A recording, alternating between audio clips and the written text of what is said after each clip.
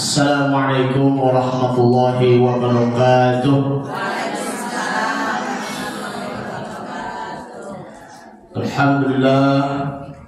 Alhamdulillahirabbil alamin. Wa bihi nasta'in ala umuri dunya waddin. Wassalatu wassalamu ala asyrafil anbiya'i wal mursalin wa ala alihi wa sahbihi ajma'in. Amma ba'd. Subhanaka la ilma lana illa ma 'allamtana innaka antal alimul hakim.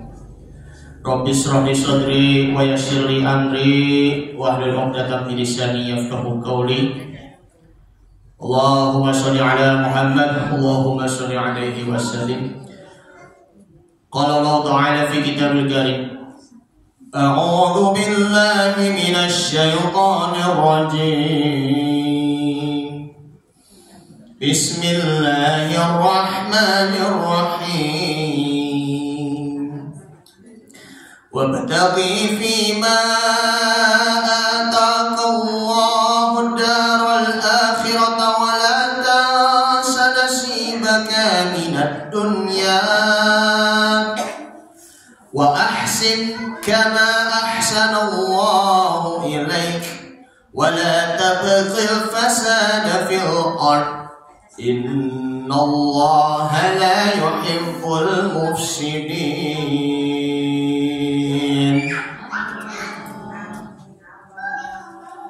Wa qala nabiyyu sallallahu alaihi wasallam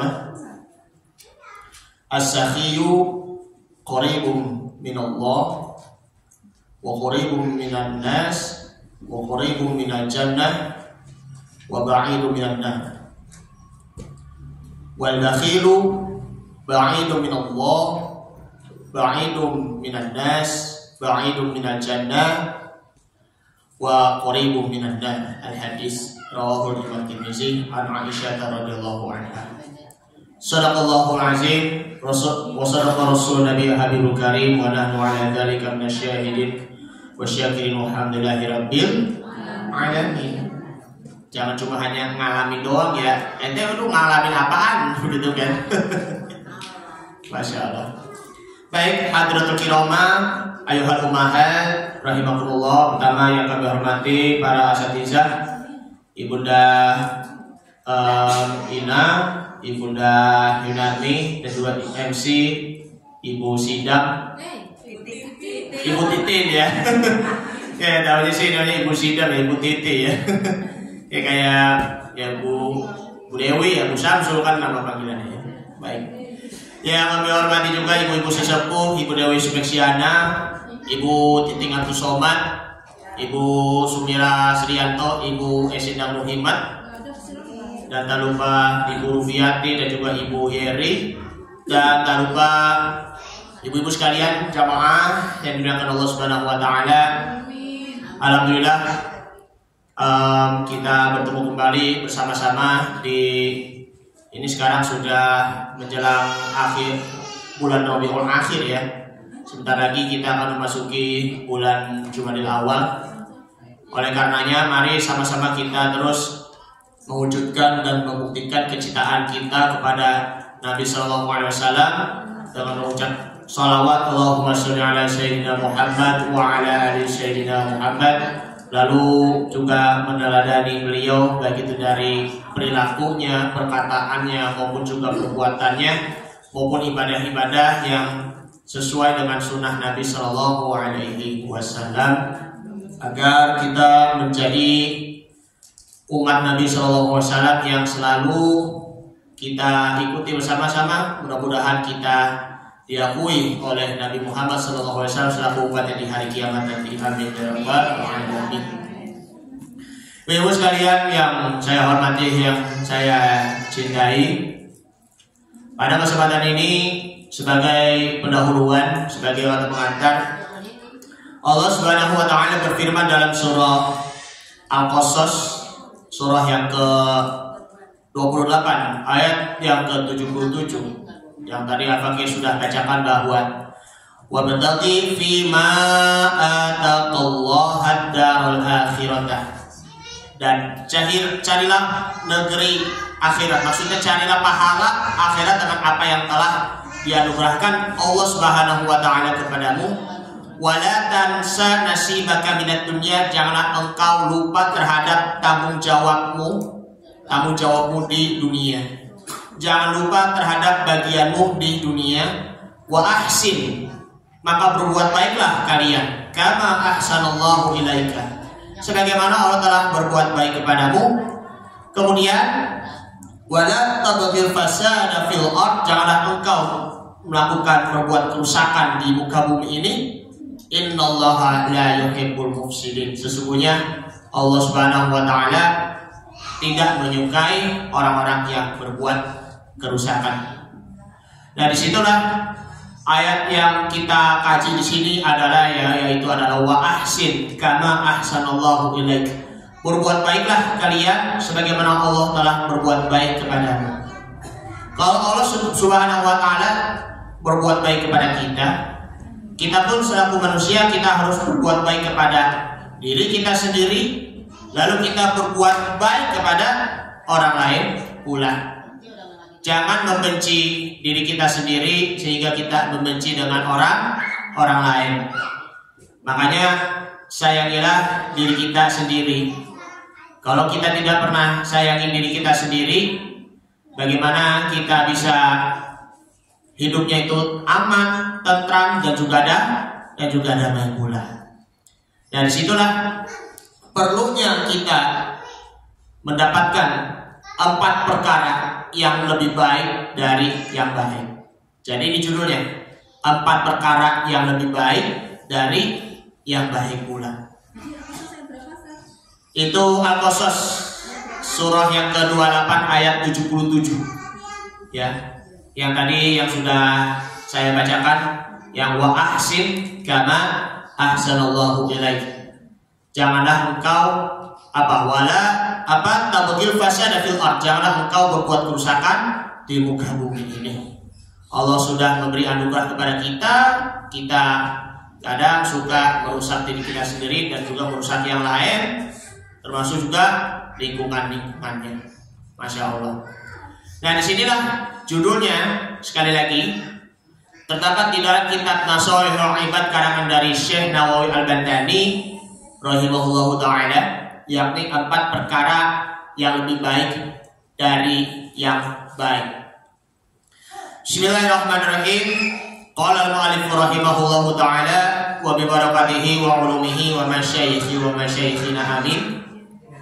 An ba'dil hukama'i, dari para hukama, para ahli hikmah, para ahli ma'rifat yang selalu mengetahui gaib zatnya Allah Subhanahu wa taala, rahimahullahu taala, semoga Allah taala akan meridai kepada mereka, merahmati mereka. Arba'atun minal khisali hasanatun, mengatakan ada 4 perkara yang baik, yaitu wa huwa ma yata'allaqul madahu fil ajili wasaubi fil ajili, yaitu suatu tingkatan kualitas di dunia mendapatkan nilai pujian, ya, mendapatkan nilai pujiannya itu di dunia, bahkan akan mendapatkan pahalanya di akhirat nanti. Namun walakin arba'atum minha ahsanun, namun ada 4 perkara yang jauh lebih baik, yaitu yang pertama adalah al-haya'u. Al-haya'u di sini artinya adalah malu, ya, malu, ya. Al-haya'u, ya, artinya itu adalah malu. Mohon maaf ya adik-adik semuanya, harap tenang ya, oke? Baik. Al-haya'u malu, wa huwa in qibadun nafsi min syai'in hadaran 'anil laumi fihi, merendahnya hati karena khawatir melakukan perbuatan tercela.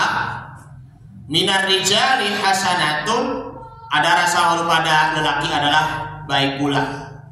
Ya pasti lelaki itu kan juga mempunyai sifat malu, ya kan?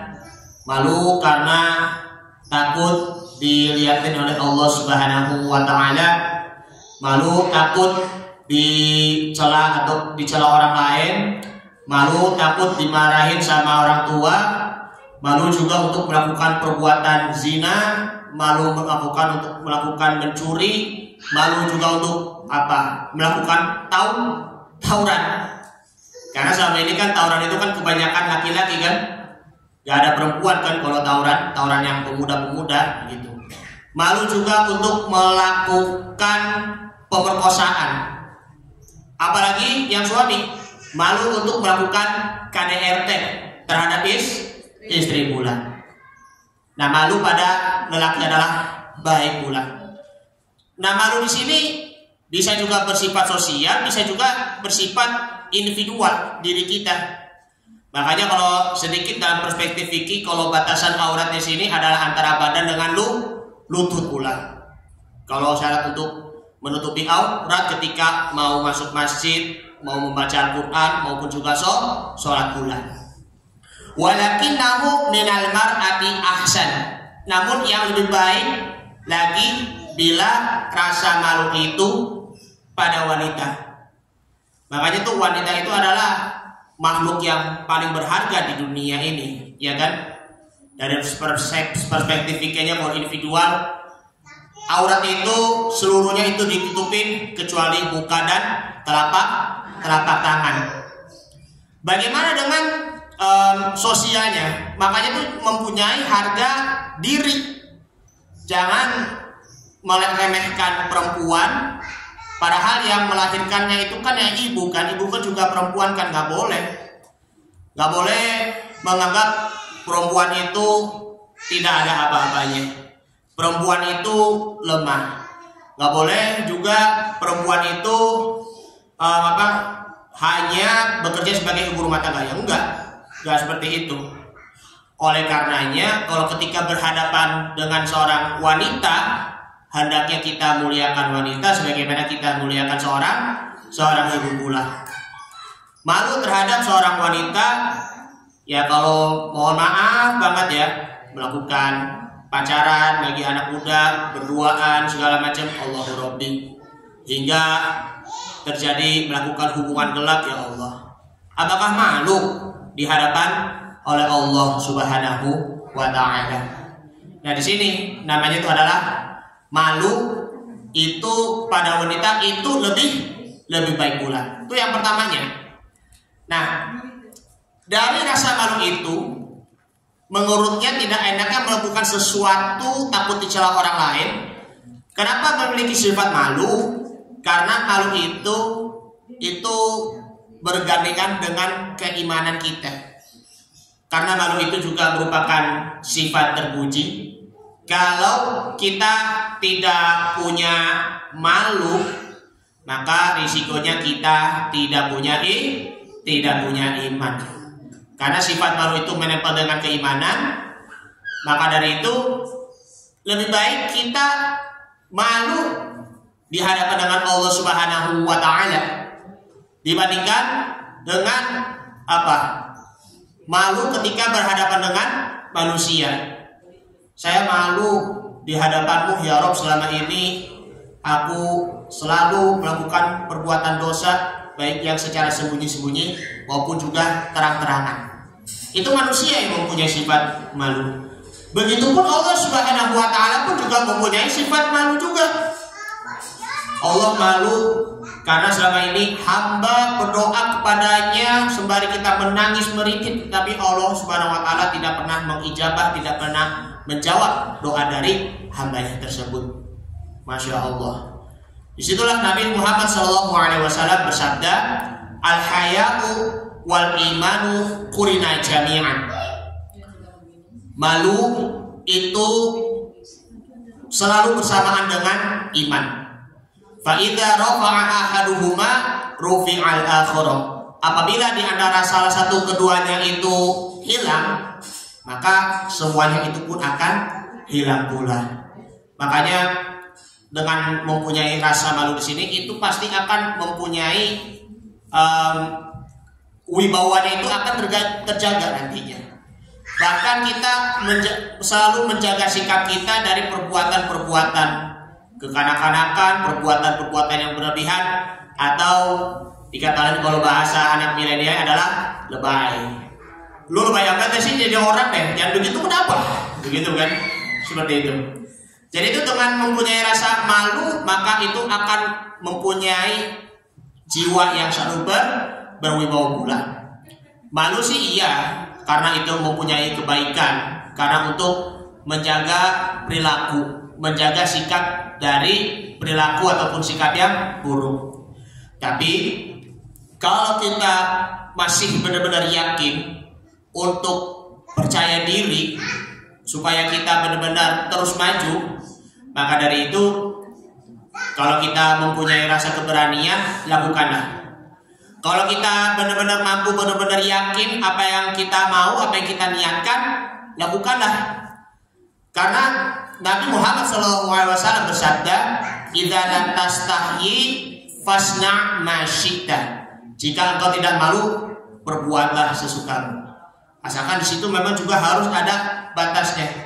Melakukan sesuatu apa yang disukai pun boleh, tetapi jangan sampai berlebihan pula.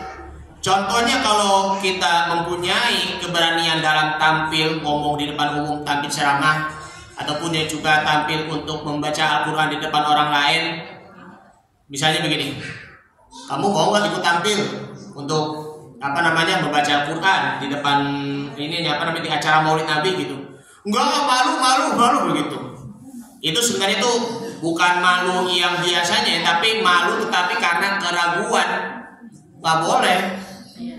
Adapun kamu mau nggak latihan ceramah di depan orang lain begitu, latihan doang, muhadharah? Enggak, saya malu, takut dimarahin. Ya kalau namanya mempunyai keberanian, jangan takut salah. Nah, itu jangan takut salah. Kalau salah lama-lama bisa diperbaikin. Makanya percaya diri, insya Allah bisa. Ini bagi yang ibu-ibu tuh pasti juga mempunyai pede, rasa percaya diri, insya Allah bisa berbicara di depan umum, bisa juga mengisi muhadharah ataupun mengisi pengumuman, bisa juga tampil membaca Bismillahirrahmanirrahim. Ya, kalau bisa seperti itu, bisa. Itulah Allah Subhanahu wa taala berfirman di dalam surah Fussilat, surah yang ke-41 ayat 40. I'malu ma syi'tum innahu bima ta'maluna basir. Perbuatlah apa yang kamu kehendaki, sesungguhnya Dia Maha melihat apa yang kamu kerjakan. Nah, di sini Nabi SAW juga memberikan keteladanan kepada kita ya mengenai tentang malu yang seperti biasanya. Nabi ketika naik Ka'bah, betisnya kelihatan naik Ka'bah begini kan, masya Allah sampai kelihatan betisnya, tetapi ditutup betisnya. Betapa rasa malu Nabi SAW. Dan tak lupa yakni jangan mencela orang yang sudah meninggal. Malu nggak kalau kita mencela orang yang sudah meninggal? Dia matinya dalam keadaan su'ul khotimah karena pada masa hidupnya dia mabuk-mabukan mulu begitu kan? Hati-hati.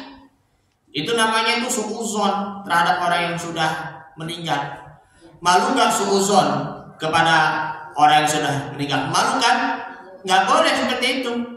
Yang penting kalau kita ingin memberikan doa, insya Allah waj'alhu min ahlil maghfirah. Semoga si mayat ini baik laki-laki maupun perempuan, waj'alha termasuk orang-orang yang selalu diberi ampunan oleh Allah Subhanahu wa taala, wa alil khair. Nah, seperti itu kan, menjadi orang yang baik. Jawabannya khair. Begitu kan, khair. Seperti itu.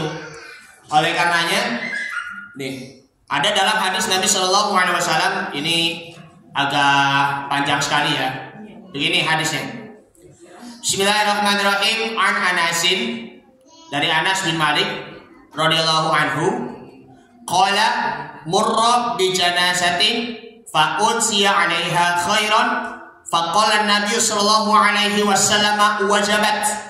Nah, ada jenazah yang diusung melewati Nabi Muhammad SAW. Lalu jenazah tersebut dipuji dengan kebaikan. Nabi SAW menjawab, wajabat, wajib. Selanjutnya sebaliknya nih, itu yang nilai yang keburukannya nih. Wa murra bi janazatin ukhra fa usniya 'alaiha syarran fa qala Nabi sallallahu alaihi wasallam wajabat. Nah, dan ada jenazah yang lain diusung melewati beliau, lalu jenazah itu dikecam dengan keburukan. Waduh, saking sadis banget ya dinilai keburukan. Maka Nabi sallallahu alaihi wasallam jawab, wajabat, wajib.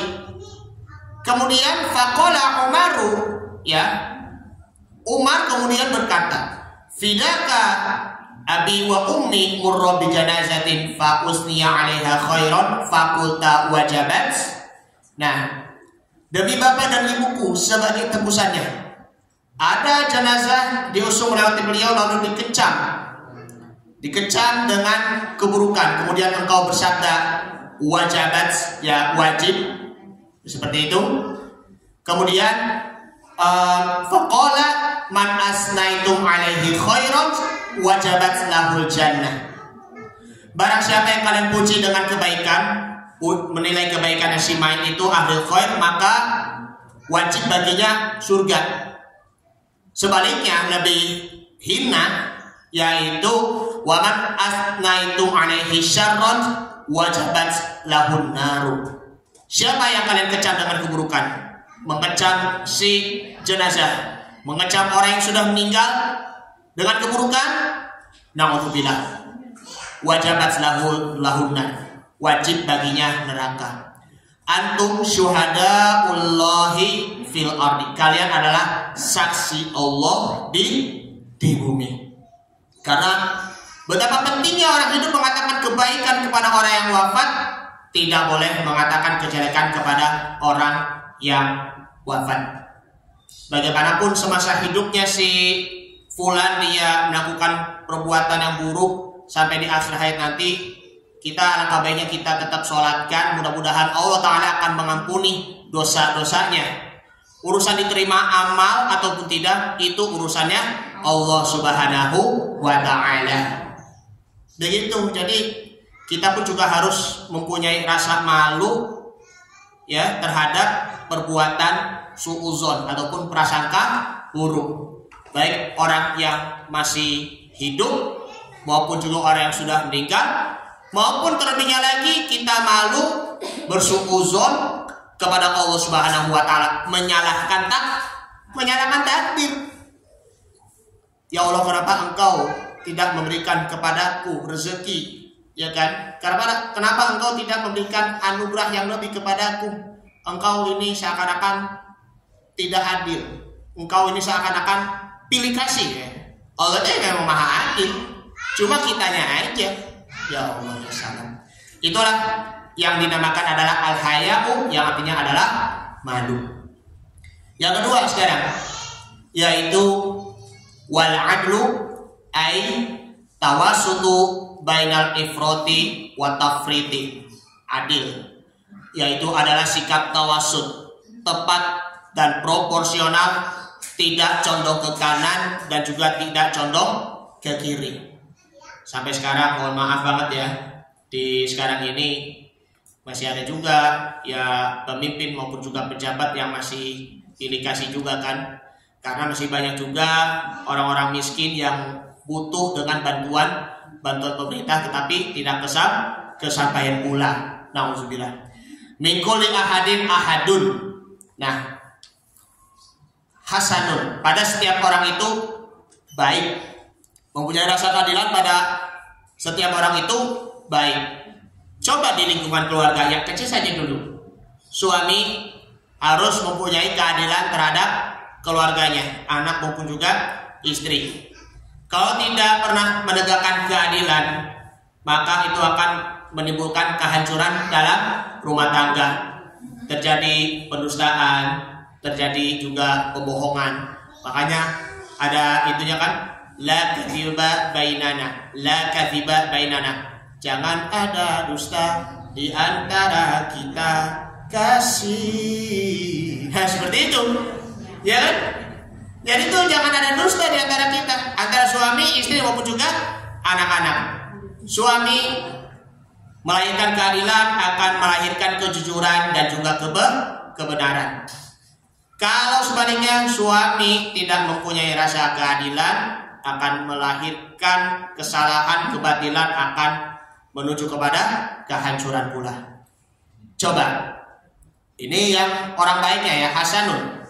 Walakinahu minal umara'i aidzawil wilayati ahsanu. Namun rasa keadilan yang dimiliki umara ataupun pemerintah suatu wilayah jauh lebih baik. Ini introspeksi ya bagi ya pejabat-pejabat kita, pemimpin-pemimpin kita, baik yang di pusat maupun juga daerah, agar apa? Agar hidupnya ini makmur dan sejahtera di negara maupun juga bangsa kita. Jadi tidak boleh terlalu ekstrim ke kanan, tidak boleh terlalu ekstrim ke kiri. Pemimpin itu harus memiliki sifat adil, ya. Karena itulah menjadi seorang pemimpin itu tidak mudah. Tanggung jawabnya itu memang sangat besar sekali. Menjadi presiden, menjadi seorang perdana menteri, menjadi seorang raja, menjadi seorang sultan, menjadi seorang gubernur, seorang menteri dan lain sebagainya. Ada di dalam hadis Nabi Shallallahu Alaihi Wasallam bahwa sab'atun yuzilluhumullahu yaumal qiyamati fi zillihi yauma la zilla illa zilluhu. 7 golongan yang dilindungi oleh Allah di hari kiamat, di hari ketika tiada perlindungan selain perlindungan. Salah satunya adalah imamul adil, imam yang adil. Ketika menjadi seorang pemimpin bukan hanya ngurusin keluarganya sendiri, tapi juga harus memenuhi kebutuhan rakyatnya, ngurusin rakyatnya. Kalau para pemimpin itu yang kita nilai itu, jangan menilainya itu dari segi finansialnya saja, keuangannya saja, kekayaannya saja, tetapi juga mempunyai keadilan pula. Makanya hati-hati ya. Udah berapa kali diberitain korupsi segala macam, mengambil uang rakyat sehingga rakyatnya itu ya, terlebihnya rakyat miskin makin sengsara pula. Itulah apa? Kehancuran dalam berorganisasi, dalam apa kepemimpinan di situ ya disebabkan karena ini uang. Mau jadi orang kaya ya kan, ada juga yang namanya mohon maaf jual beli jabatan, akhirnya apa terjadi apa gratifikasi ya kan. Nggak boleh itu gratifikasi, apalagi lebih parahnya itu korupsi, mengambil uang negara, mengambil uang rakyat begitu.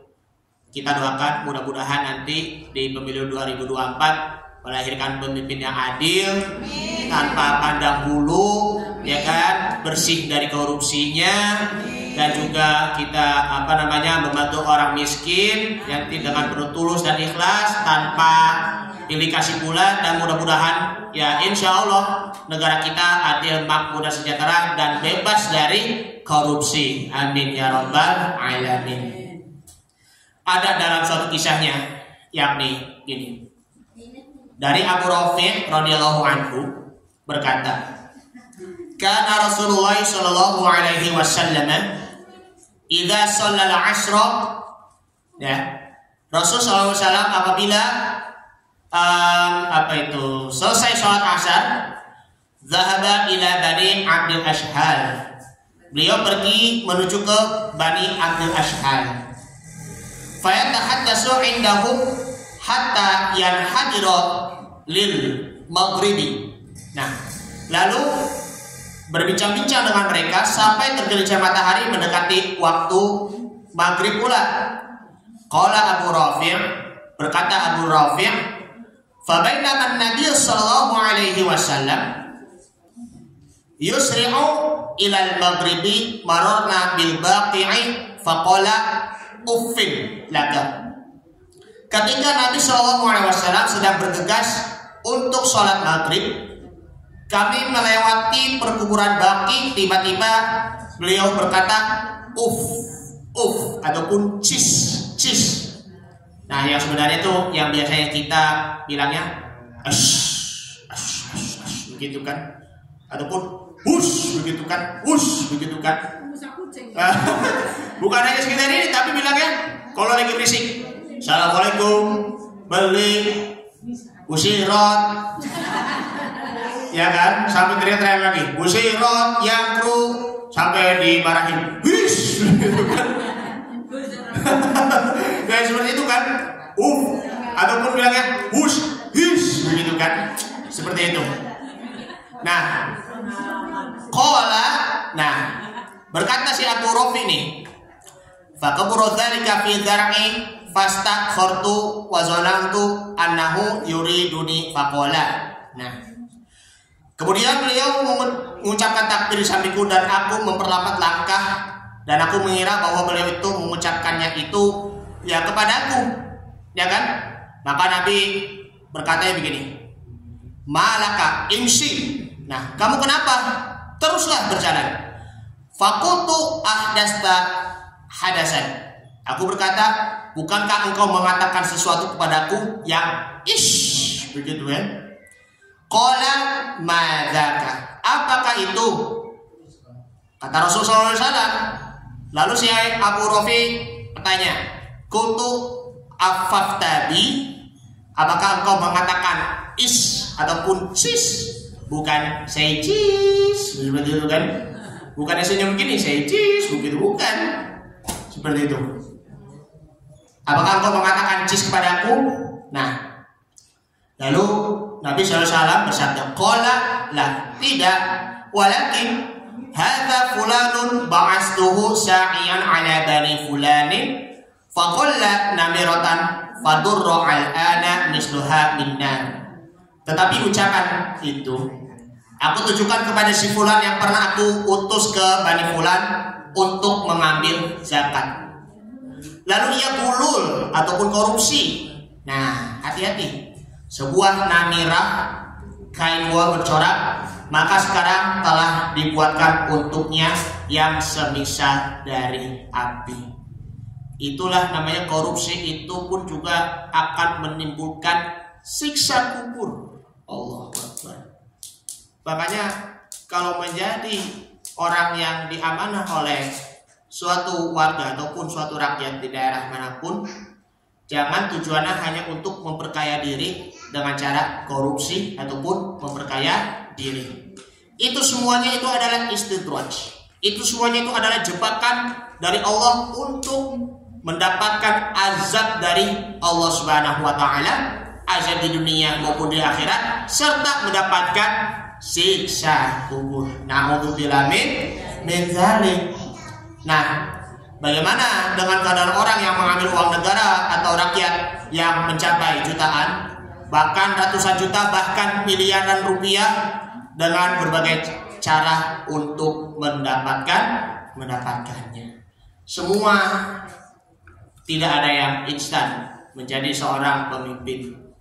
Harus benar-benar mempunyai tanggung jawab yang tinggi, ya, mempunyai tanggung jawab yang tinggi kepada rakyatnya, bahkan juga mempunyai tanggung jawab di hadapan Allah Subhanahu wa taala.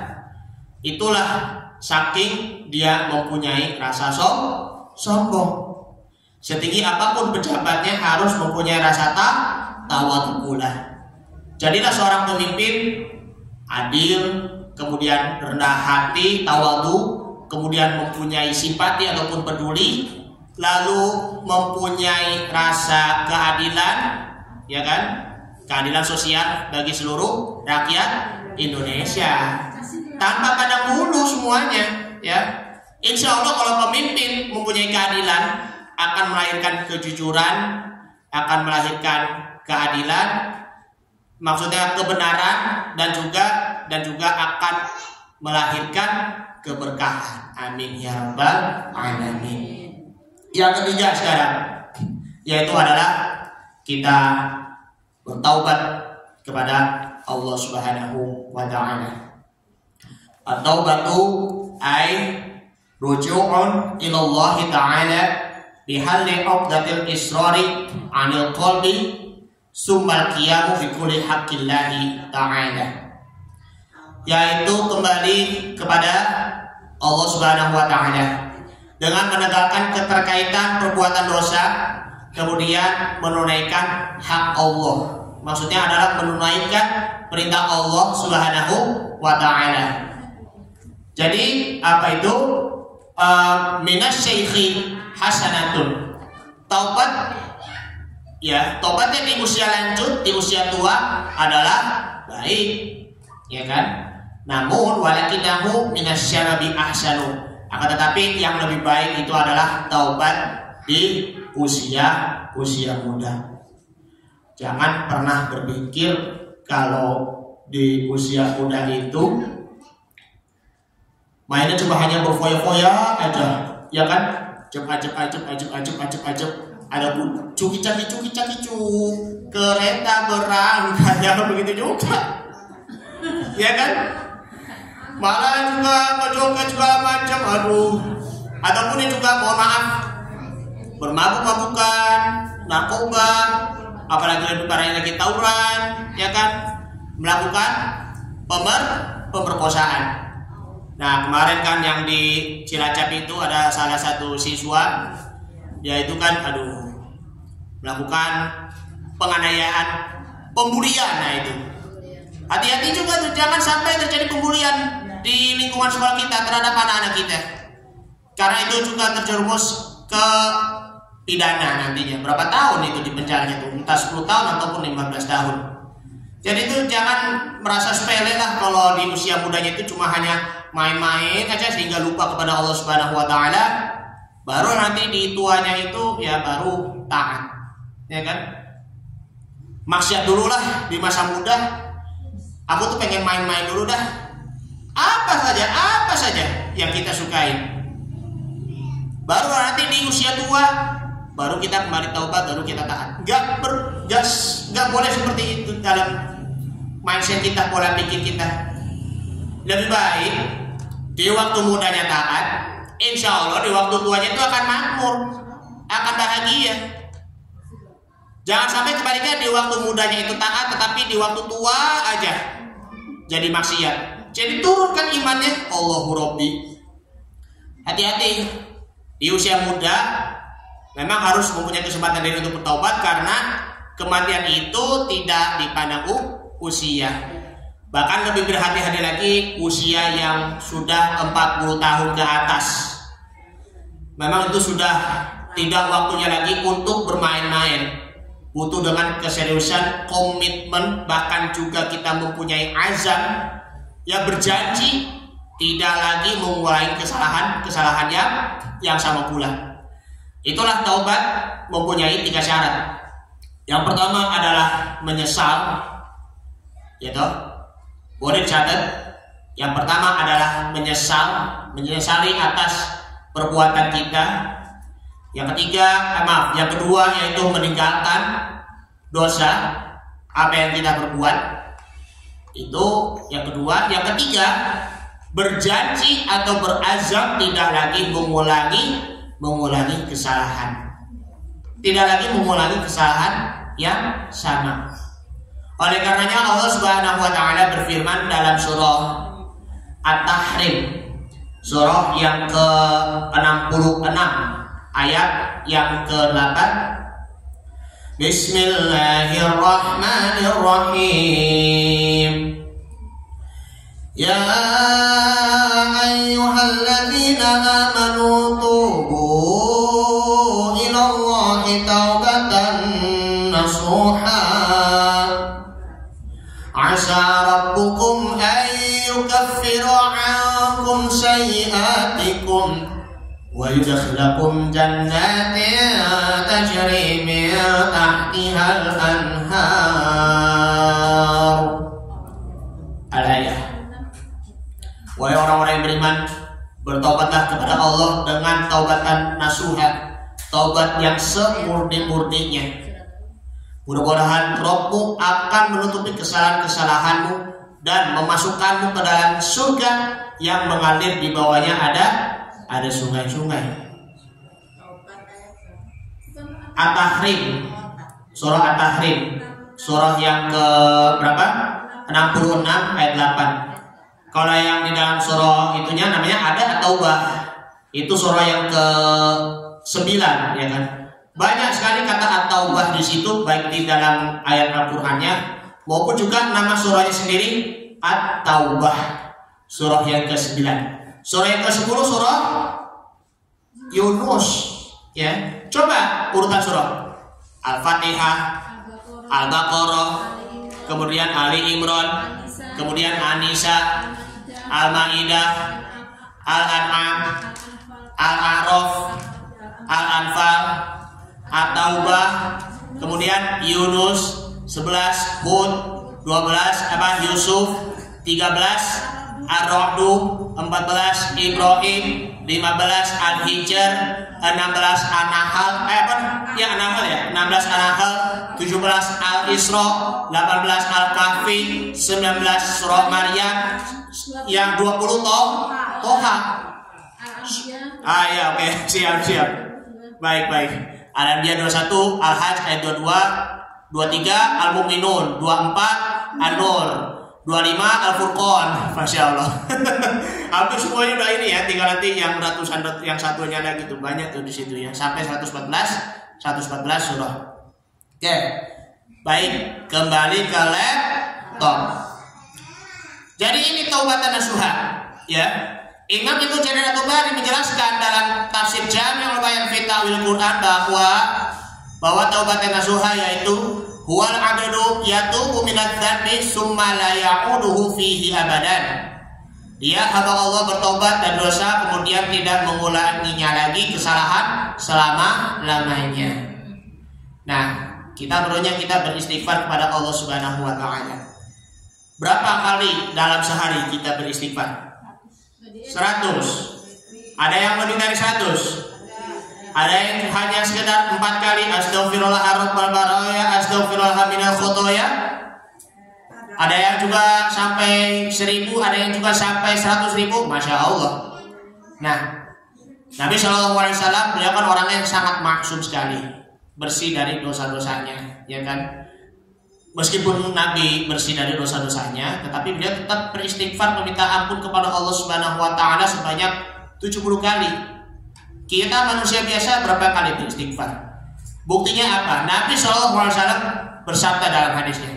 An Abi Hurairah radhiyallahu anhu, dari Abu Hurairah, Abdurrahman bin Sakhar nama aslinya, semoga Allah meridhoinya. Qala, berkata, sami'tu Rasulullah sallallahu alaihi wasallam, aku telah mendengar sabda Nabi sallallahu alaihi wasallam. Beliau bersabda, wallahi, demi Allah, inni la astaghfirullah, sesungguhnya aku telah meminta ampun kepada Allah Subhanahu wa taala, wa atubu ilaihi, lalu bertobat kepadanya, fil yaumi aktsara min 70 marrah, dalam sehari semalam sebanyak 70 kali. Bahkan selain juga kita beristighfar, ada juga lebih afdal lagi adalah sayyidul istighfar.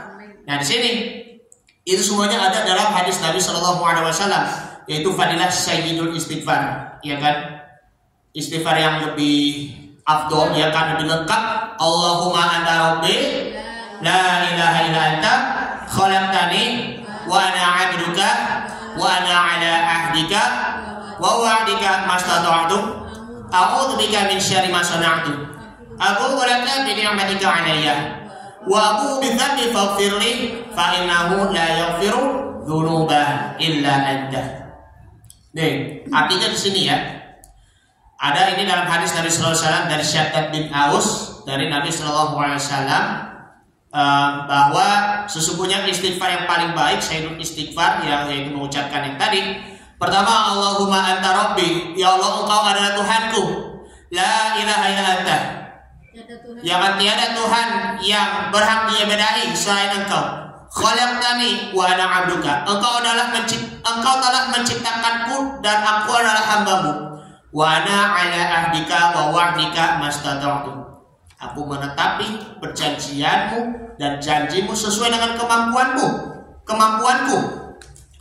A'udzu bika min syarri ma sana'tu, aku berlindung kepadamu dari keburukan perbuatanku.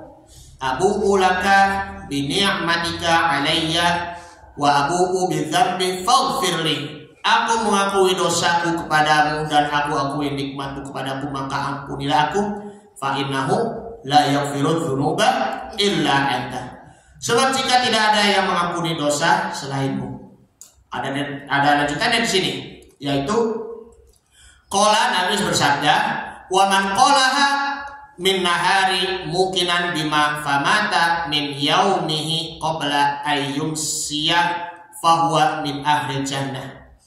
Jika ia mengucapkan di waktu siang dengan penuh keyakinan lalu meninggal pada hari itu sebelum waktu sore, maka ia termasuk penghuni surga.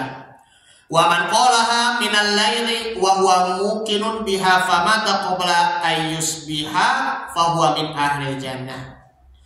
Dan jika ia membacanya di waktu malam dengan penuh keyakinan lalu meninggal sebelum masuk waktu pagi, maka ia termasuk dari penghuni surga.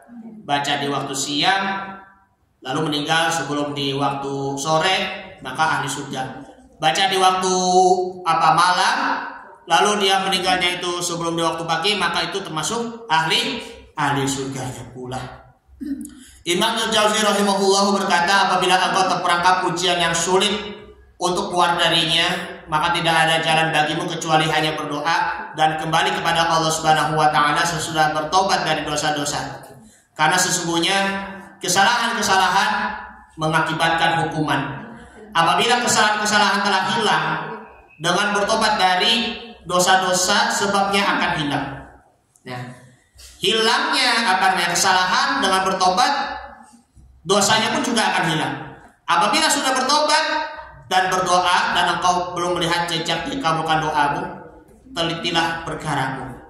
Jadi kalau bertobatnya itu harus benar-benar, harus sungguh-sungguh, jangan setengah-setengah. Karena itulah bisa jadi taubatmu itu tidak benar, hati-hati.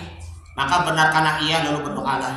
Nah, sebagaimana Rasul SAW bersabda dalam hadisnya dari Abu Bakar As-Siddiq radhiyallahu anhu, bahwa begini bunyi hadisnya, ma min rajulin yuznibu dzanban. Tidaklah seorang hamba melakukan dosa kemudian ia summa yaqulu fayatatahharu, kemudian ia berwudu, summa yusolli, lalu ia melakukan sholat 2 rakaat, dalam arti sholat taubat.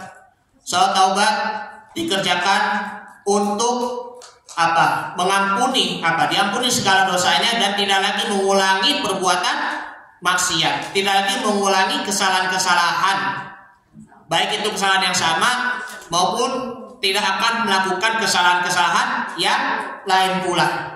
Itu namanya sholat taubat, untuk supaya kita benar-benar taubatan nasuha. Summa yastaghfirullah, kemudian beristighfar kepada Allah Subhanahu wa taala, illa ghafarallahu lahu, melainkan Allah akan mengampuninya. Summa qara'a hadhil ayat, kemudian membacakan ayat ini dalam surah Ali Imran.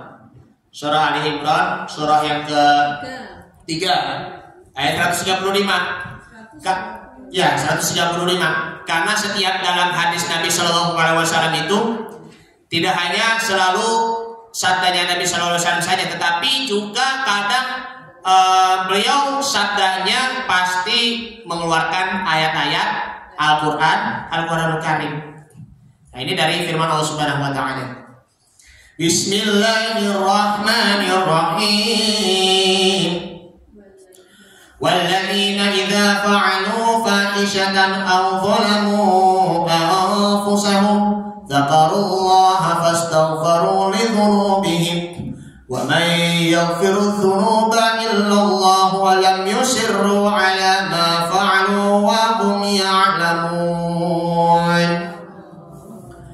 Yaitu mereka orang-orang yang apabila mengerjakan perbuatan keji ataupun menganiaya diri sendiri, ya kan? Mereka ingat akan Allah Subhanahu wa taala, ya kan? Dzakarullaha fastaghfaru lidzunubihim, lalu memohon ampun terhadap dosa-dosa mereka.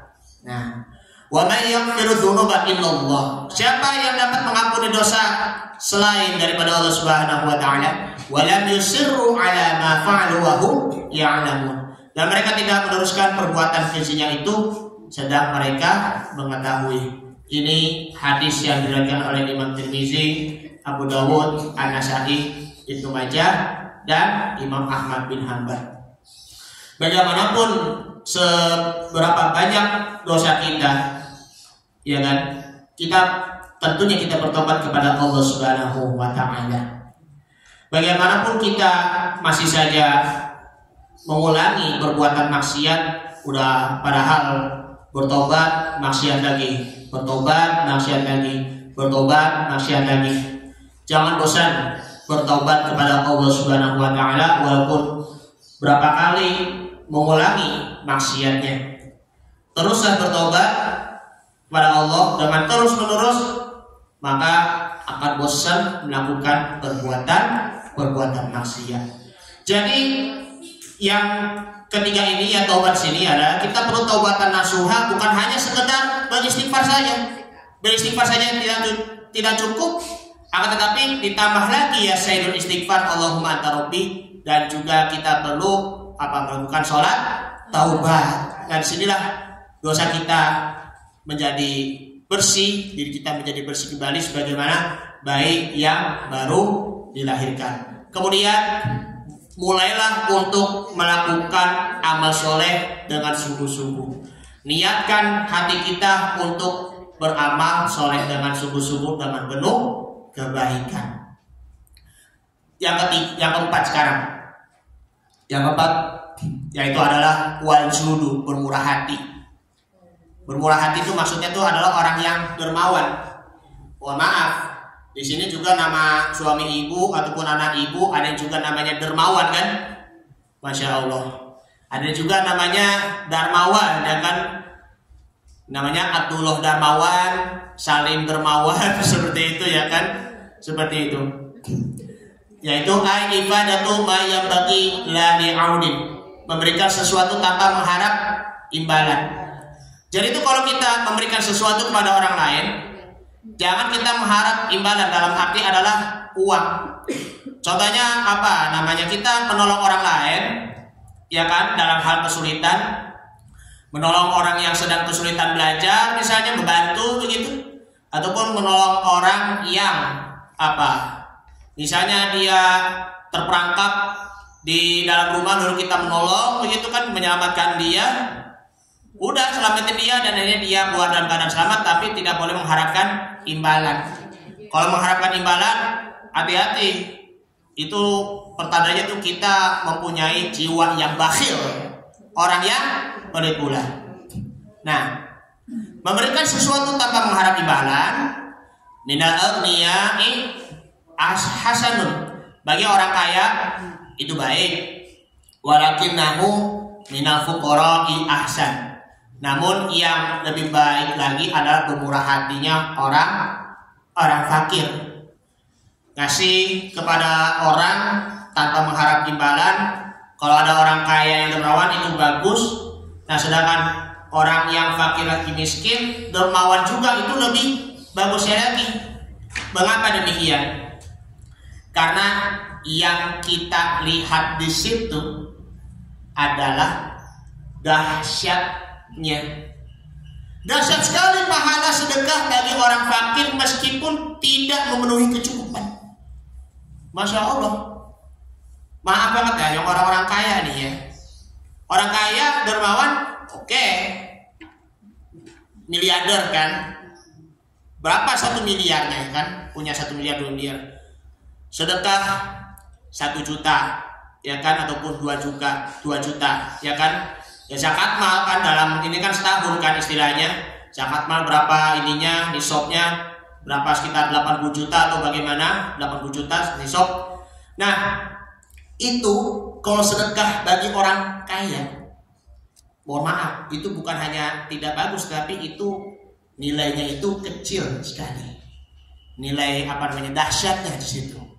Akan tetapi sebaliknya orang fakir miskin, dia walaupun mempunyai 100.000, ya kan, tetapi bisa sedekah 10.000 buat masjid, buat pesantren, ataupun juga kasih 50.000 yang setengahnya buat orang lain untuk makan. Masya Allah.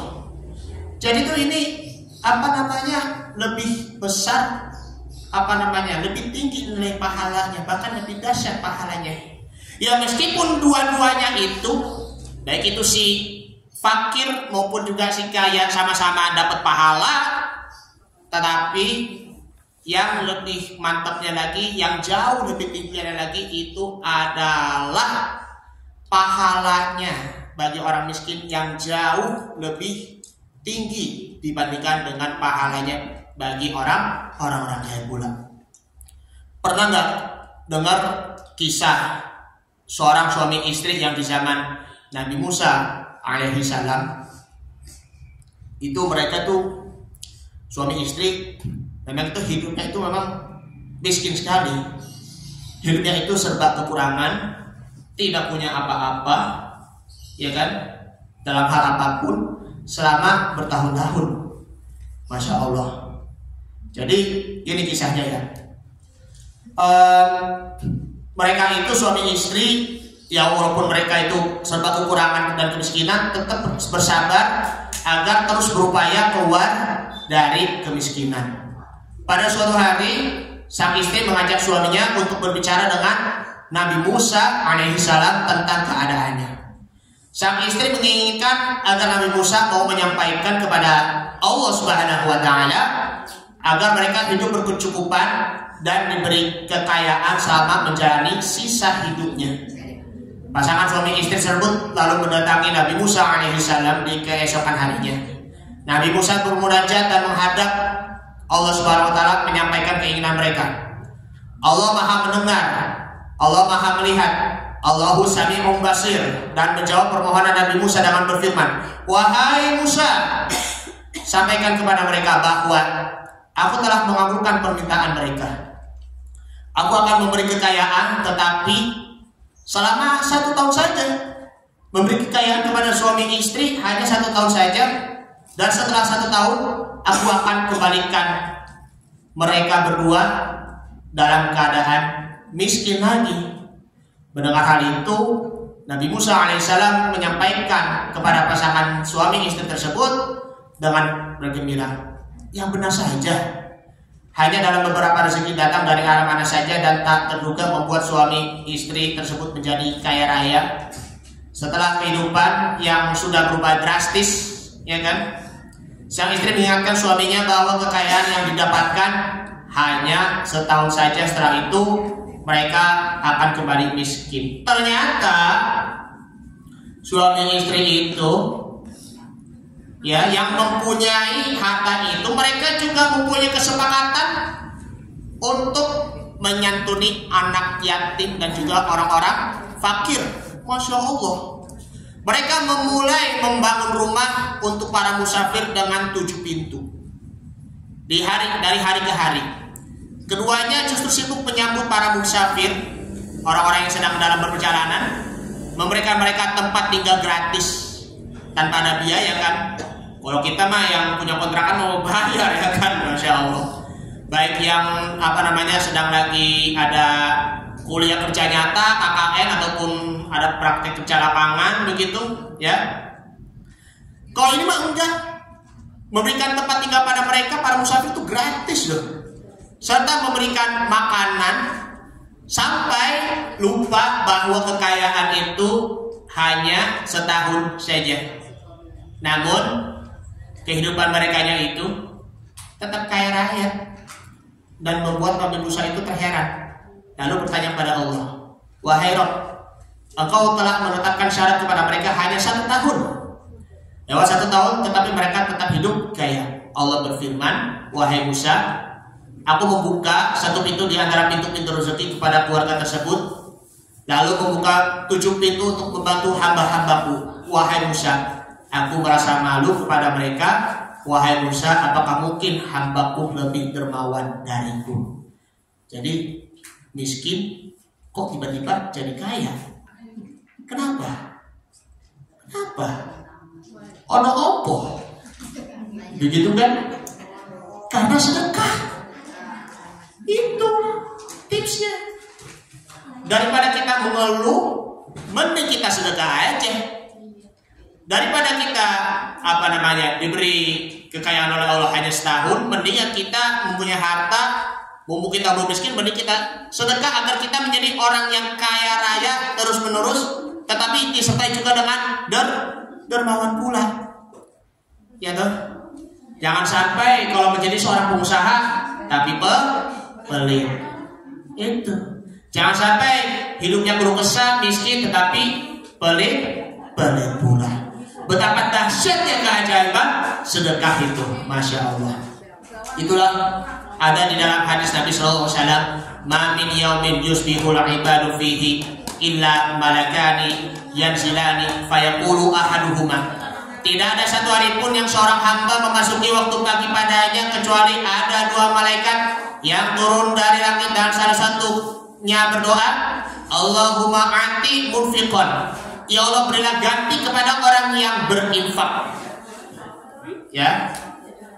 Allahumma ati munfiqan khalafan. Wa yaqul al-akharu. Malaikat yang lain berdoa, Allahumma ati mumsikan talafan. Ya Allah, berikanlah kebangkrutan bagi yang enggan bersedekah. Makanya jangan takut bersedekah, jangan takut berinfak, dan juga jangan takut berzakat. Itu semua Allah Ta'ala akan membersihkan harta kita dari harta yang haram, menjaga harta kita dari yang haram, dan juga membersihkan hati kita yang isinya itu bakhil, dan hati kita dari berhati yang bakhil menjadi hati yang dermawan. Amin ya rabbal alamin. Inilah ibu-ibu yang dimuliakan oleh Allah Subhanahu wa ta'ala. Ada di dalam hadis Nabi sallallahu alaihi wasallam yang tadi Al-Faqih bacakan.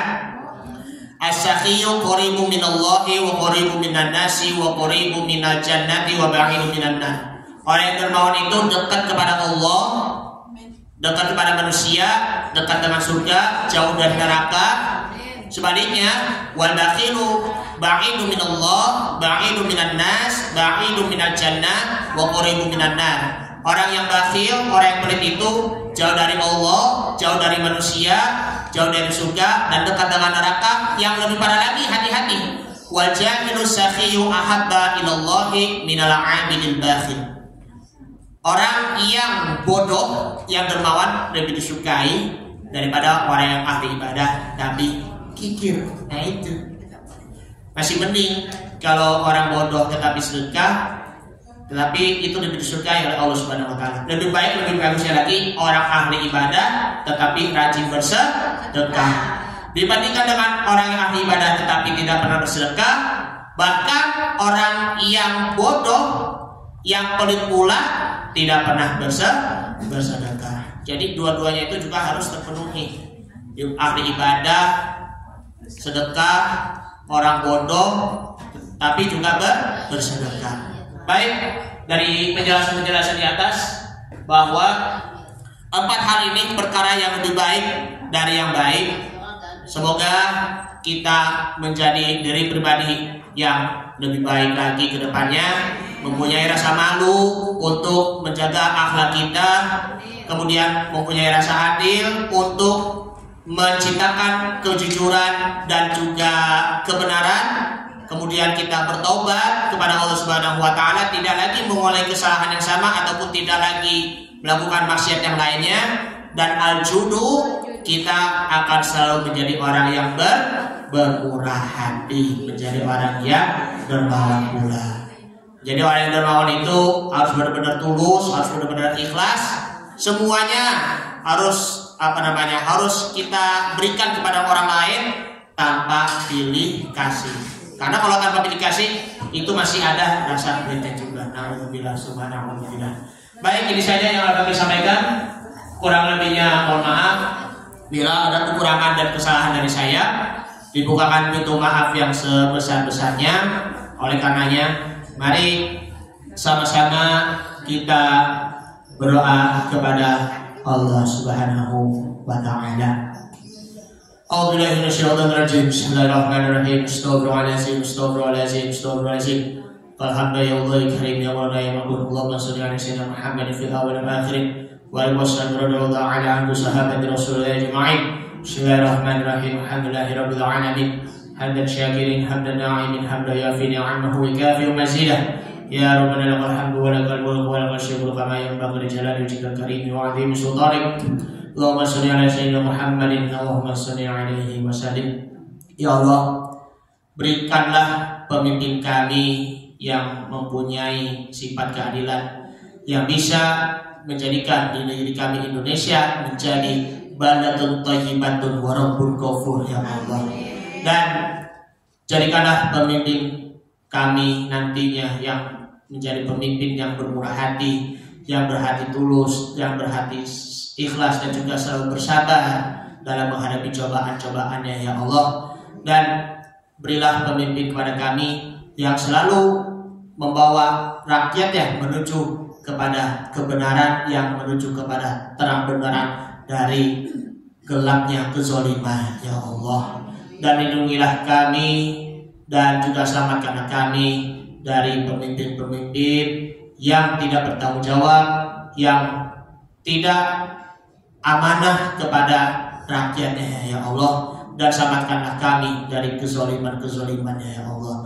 Allahumma a'inna ala dzikrika wa syukrika husni ibadatik. Rabbana fil lana dzunubana wa liwalidina warhamhum kama rabbana shighara. Rabbana atina min ladunka rahmah wa hayyi lana min amrina rasyada. Ya Allah, berikanlah pemimpin kami yang selalu membela kebenaran, yang selalu membela kejujuran, dan juga selalu membela keadilan ya Allah. Dan jadikanlah kami selaku rakyat Indonesia menjadi rakyat yang selalu taat kepadamu, dan jadikanlah pemimpin kami nantinya yang selalu takut kepadamu dan taat kepadamu ya Allah. Rabbana atina fid dunya hasanah wa fil akhirati hasanah wa qina adzabannar. Sallallahu alaihi wasallam Muhammadin wa ala alihi wa sahbihi wa sallam tasliman katsiran walhamdulillahirabbil alamin. Pagi-pagi makan soto bakar.